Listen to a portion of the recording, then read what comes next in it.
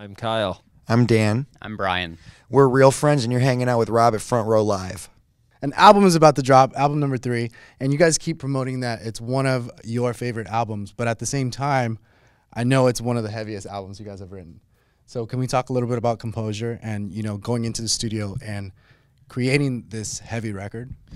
Yeah, well, it's definitely a lot more aggressive, I'd say, but also has a lot of poppier aspects to it. So there's kind of this weird, I guess, polarizing aspects about it, but I think they tend to mesh together nicer than they have in the past, and definitely a lot more variety, and I think we have achieved a lot more of, I guess, a landscape, but a varying landscape within the album, right, to be able to explore and have like more vulnerable aspects to the record, along with a lot heavier, like you're saying, like, and aggressive parts of the record. Right, but even not just heavier as far as aggression, but just a deeper record, like more personal record. Oh, okay.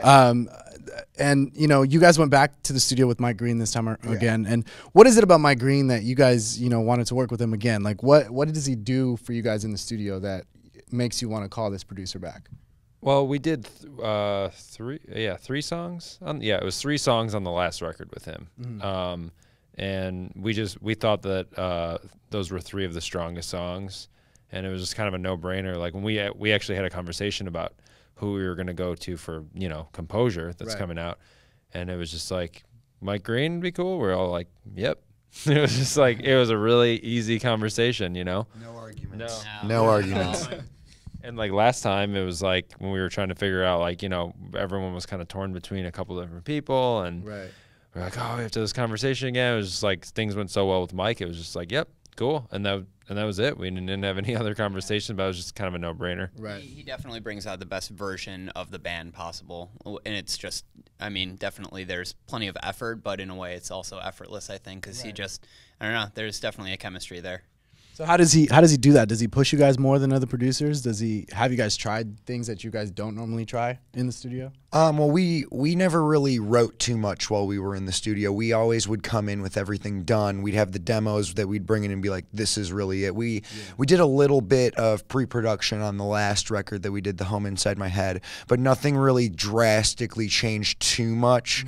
Whereas this time around, you know, we had about maybe half the record done when we came in, and then had a bunch of different instrumentals that got changed all around. Like Mike wasn't afraid to just, you know, help us reimagine a lot of the songs and whatnot, and honestly it made it easier to write vocals over, to bring lyrics to. He just helped. He added this other dimension that we weren't able to necessarily see before to the record. Now for you, like as far as getting vulnerable with your lyrics, like, was that something that was just comfortable with him, or did he help you out in a way to be able to do that? Yeah, well, Kyle and I both contribute to the lyrics, but I think that it was definitely something where everything was a lot more immediate, a lot more urgent, to where we were all just in the studio, like, working on lyrics together. Like, maybe Kyle, like, it would either be me or Kyle bringing the main bulk of the lyrics, but then we'd all be sitting there paraphrasing, editing, chopping things up and putting them, like, rearranging them and everything, and being able to just make everything more current. Like, what are we feeling in this exact moment, as opposed to, oh, this was like written a couple months ago, like a couple weeks ago. Like, it was all very present and in the moment. Right. Now, with the first 2 records, like, you guys were basically on tour, like, all the time. So I'm sure a lot of the writing happened on the road. You know, how do you guys feel that the writing process has kind of changed? And not just the writing process, but just the delivery in the lyrics. Like, how do you guys feel that has changed since the first 2 records? Trying to think.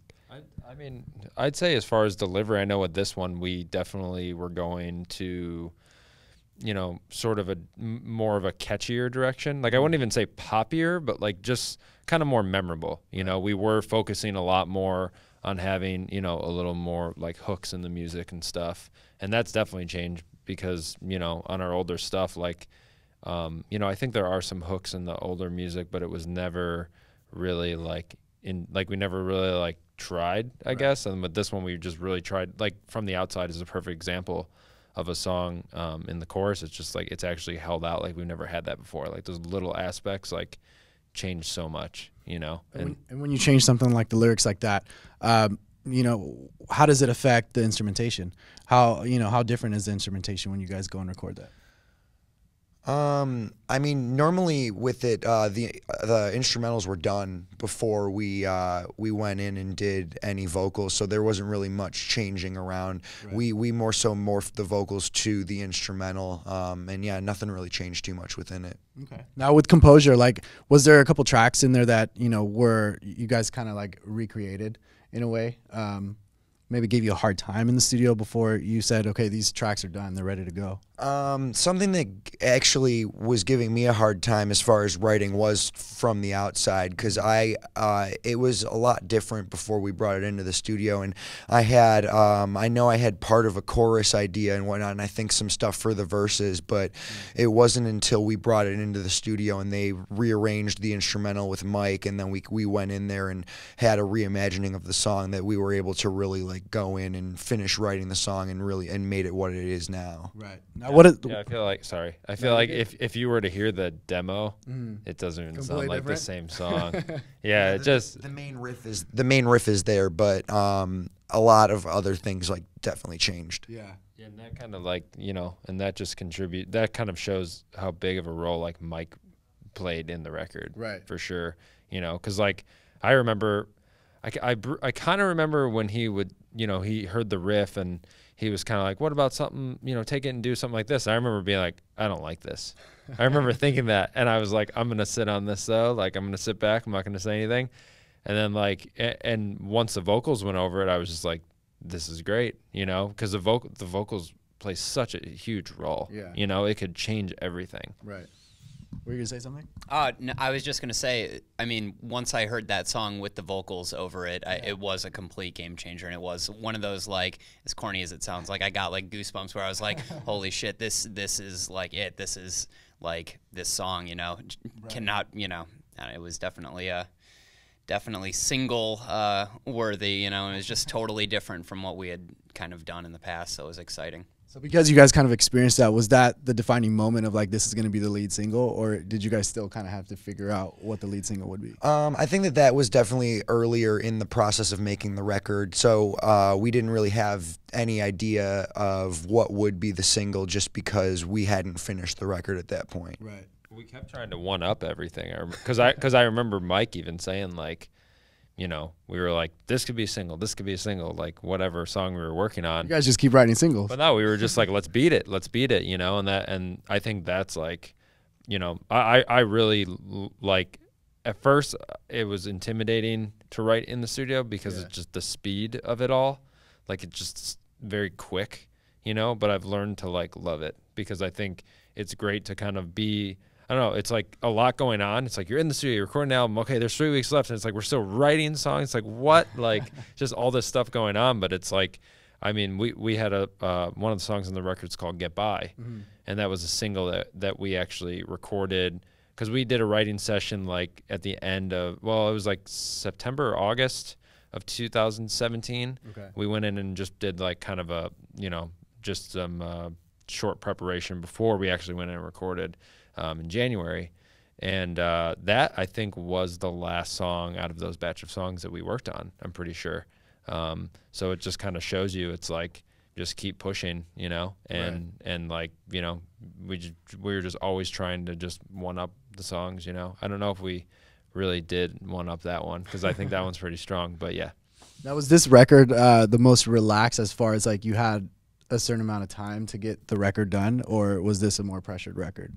I think as far as writing it goes, I think everything kind of came together in the studio in a more, definitely quicker than we thought. And having those 2 weeks in August and September to get a head start definitely helped. And then having like about another half of the record done really helped. I think just the most stressful thing about it was just me being manic and all over the place and just smoking a ton of weed and being unbearable to be around. That was the stressful part of the record. But other than that, I think there was never really much of a time crunch or any time where we felt like we weren't going to finish the record. Right. Everything was coming together pretty quickly. Now, back with Mike Greene, like, what kind of person is he in the studio? Because I know there's some producers, you guys go into the studio session and you guys end up going out to eat, or you guys end up playing video games or something before you guys actually start to work. But what was that vibe like for you guys with him? Well, I must say, when we first met him, whenever it was, 2000, what was it?